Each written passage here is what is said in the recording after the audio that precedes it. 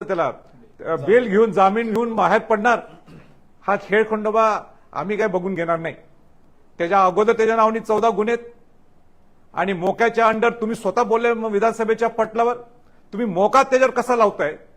तुम्ही खुनाचा गुन्हा त्याच्यावर कसा नोंद करताय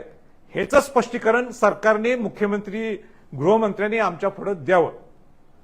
त्याच्या पलीकडे मला हे सुद्धा जाऊन सांगायचंय की धनंजय मुंडेंना मंत्रिपद करू नये हे मी संतोष देशमुखांच्या घरी जाऊन ज्यावेळी त्यांना सांत्वन करायला गेलो होतो त्यावेळी मी बोललो होतो। परवा सुद्धा मी बीडमध्ये हेच त्याच्या पुढचा टप्पा मी बोलून दाखवला की जर का धनंजय मुंडेंना तुम्ही पालकमंत्रीपद दिलं तर मला बीडचं पालकत्व घ्यावं लागेल असं मी सगळ्या जाहीर सभेत तिथं मी बोललो होतो।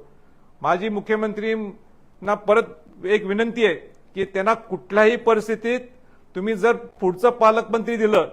खरं म्हणजे त्यांना त्या पदावरच कमी करायला पाहिजे, त्याशिवाय न्याय मिळू शकणार नाही या सगळ्या बीडच्या लोकांना, किंबहुना महाराष्ट्राला न्याय मिळू शकणार नाही। हे संघटित गुन्हे जे पद्धतीच्या पद्धतीने चालू आहेत हे कुठे थांबवायचं असेल तर त्या मंत्र्यांना सुद्धा धनंजय मुंडेंना सुद्धा मंत्रिपदावरनं खाली खेचणं